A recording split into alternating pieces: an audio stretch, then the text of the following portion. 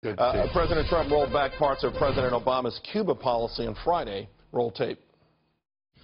The outcome of last administration's executive action has been only more repression and a move to crush the peaceful democratic movement.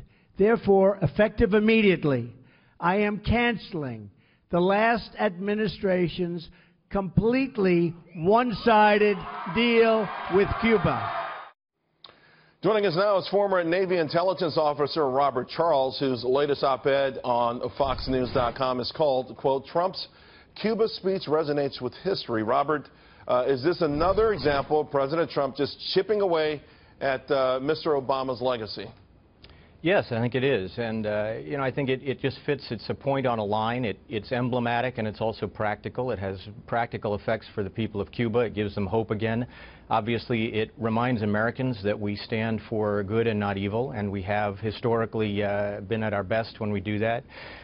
It also is a signal to the world, I think, and it's beyond Cuba. It really is part of a coherent foreign policy that begins to show the world that we have a mission plan, and we're going to stick with it. And by the way, these, as you adjust foreign policy between Obama and Trump, there are going to be rough spots. And, I hear the reactions to this policy, and I think to myself, you need to see it in a larger view. This is a deterrence-focused, credible, transparent policy that shows that we're, again, on the side of the right, and that's really what it's about.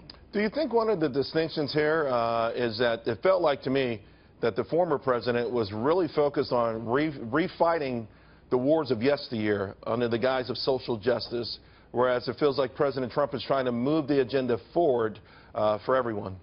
Well, I think that's true. I also think you have to ask yourself the question as an average American, what do you overlook and what do you not overlook? And when you have what amounts to a communist prison state with all kinds of repression 90 miles from the American coast, I don't think you can overlook that in our hemisphere.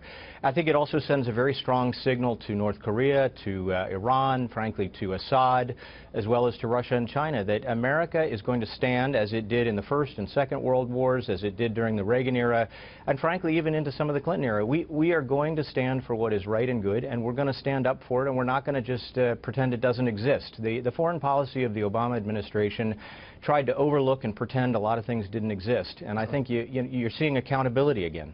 Another one for you, Robert. 7 U.S. sailors were killed when a Navy destroyer collided with a container ship that's off the coast of Japan. How could this happen? Because the conspiracy theorists are out there, but when you look at these images, it's hard to imagine that would be a garden variety accident.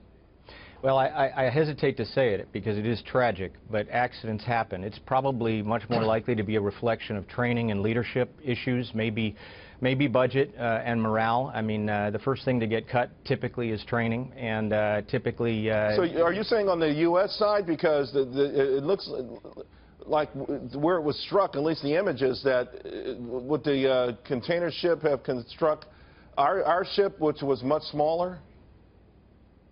Yeah, I think what I'm saying is that accidents happen, and at the end of the day, this is likely to have been avoidable. I'm not a big buyer into conspiracy theories, and at the end of the day, I think this may well reflect something simpler, which is people do what they train, and if we had been maybe a little more alert, this might not have happened. On the other hand, the facts are not in, so I hesitate to say more than that. I'll also add, morale was very low during the Obama years in the Navy, and I'm hopeful that morale is on its way back up again. Yeah, I think there are signs that it is. Robert Charles, thank you very much. We appreciate it.